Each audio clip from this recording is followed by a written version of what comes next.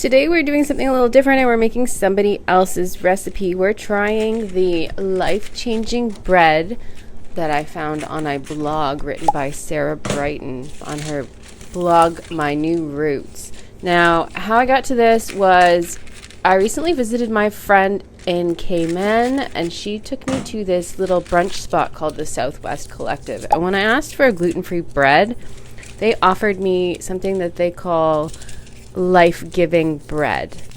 Now, after the fact, I'm kind of wondering if the server had called it life-changing bread and I heard them wrong, but when it came to the table, I was a little worried at the sight of it. I don't know what I was expecting. I expected it to be bland and dry. It looked so whole-grainy and seedy. I was a little worried, but I tried it and I was hooked. The sort of chewy texture from the soaked seeds, it was so good. I've been thinking about it ever since, and I had it kind of in the back of my mind on a to-do list of recipes to figure out, my own version. But I came across Sarah and her blog, and it seemed like such a coincidence that this was named life-changing bread, and theirs was life-giving bread, and I wonder if this is where it started. This recipe was posted back in February of 2013. So it's been around a while, and it's quite possible that they borrowed from it too. So I wanted to give it a try. She starts by saying that it took her a long time to settle on the name of this post because it's quite a statement to suggest that a humble loaf of bread will change your life. But the life-changing loaf of bread will do just that. She says, I'm willing to be so bold. Moist, dense, chewy, hints of sea salt here and there, nestled between the oats around the corner from the golden flaxseed. And now, hopefully, the better part of your bread-munching days, I offer my latest and greatest pleasure to you, the life-changing bread with no downside, a bread with personality, a triumphant flag raised high exclaiming that deliciousness and health are not exclusive. This bread changed my life. Will it change yours too? So you've got high expectations now. But I really like this bread. It's kind of an alternative to anything with refined flours. It's totally whole grain. Like I said, it's got a really awesome chew to it. I've been loving it as toast. It goes with avocado toast. I've done it with scrambled eggs. So good. I'm not going to copy out the recipe below, but I will definitely link her blog so you can go there and print out her recipe. It's definitely worth giving it a try. It's a very simple recipe. You pretty much dump everything in that bowl, and her recipe actually has you mixing it in a silicone loaf pan. So at the end of it, all you have dirty is your loaf pan and a measuring cup and a spoon to mix it with. After you've got it all in the loaf pan and you've smoothed it out, it's going to sit on your counter for a minimum of 2 hours, and she says up to overnight. And I'll show you.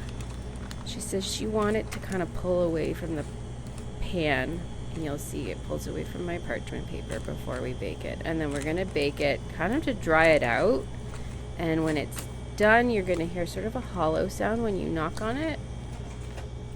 It's that easy, guys. You're going to love this.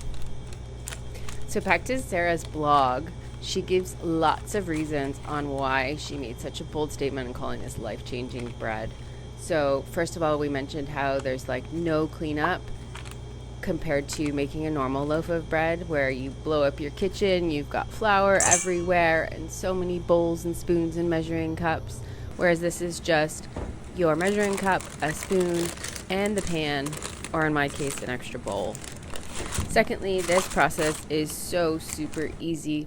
Almost every bread recipe is going to require some kind of kneading and some waiting for rising, and then maybe some more kneading and maybe some more rising. It takes you all day and you have to watch it very closely so you don't overproof, whereas this one, it just sits and you can let it sit 2 hours, you can let it sit overnight, no problem. The longer you let it sit, the better the seeds will soften. We let ours sit for about 8 hours. We started around 8 o'clock and let it sit, and then I started the baking process around 4 so that it would be baked and have time to cool to try it for dinner, because it does need to cool significantly, maybe an hour or more before you can slice it. The third reason she gives is that bread recipes are so specific. You usually have a scale and you have to measure everything out absolutely perfectly. But this recipe, she gives you all kinds of swaps. I didn't have hazelnuts. I haven't been able to find hazelnuts at Costco for months. I don't know what happened. So I subbed in sliced almonds. It worked awesome. If you don't have oats, she says you can try some other kind of rolled grain. Out of maple syrup, use honey. So there's so many easy ways to tweak this to however you want to eat or whatever you have on hand, which makes it really flexible. Another thing about this bread is that it doesn't have a rising agent, so you don't have a sourdough starter. You're not adding yeast. I know a lot of people with digestive issues are avoiding yeast. Or even baking powder, because baking powder is made traditionally with cornstarch, and I know a lot of people out there with autoimmune are avoiding corn, so you have to make your own baking powder. So this avoids all of that. There's absolutely no raising agent, again making this super simple and easy.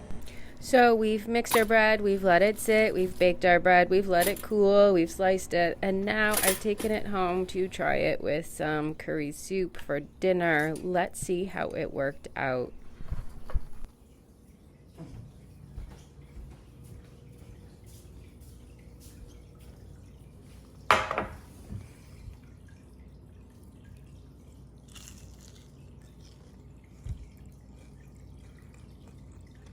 Yeah, that's it. That's so good. Kind of chewy from some of the nuts, seeds, but super hearty. Oh, I like that. What do you think, guys? It looks like the bread.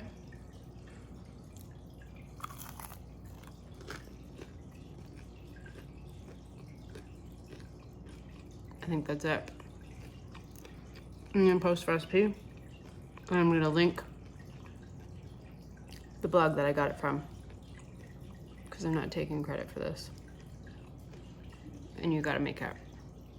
So you gotta find her blog. So good. So I let the rest of the loaf sit in an airtight container overnight, and then it was super easy to slice up. I popped it as a single layer in the freezer until it was frozen, and then into a Ziploc bag for storage and easy to pop out and toast whenever we wanted it. Although she does say that you can store it on the counter, room temperature, for up to a week in a sealed container, so that is awesome and handy too. Hope you guys enjoy this as much as I did. So you can head over to her blog to check out and print her recipe and give it a try too. Let me know what you think of it, but I'm definitely adding this to our recipe rotation in our house. It was so good.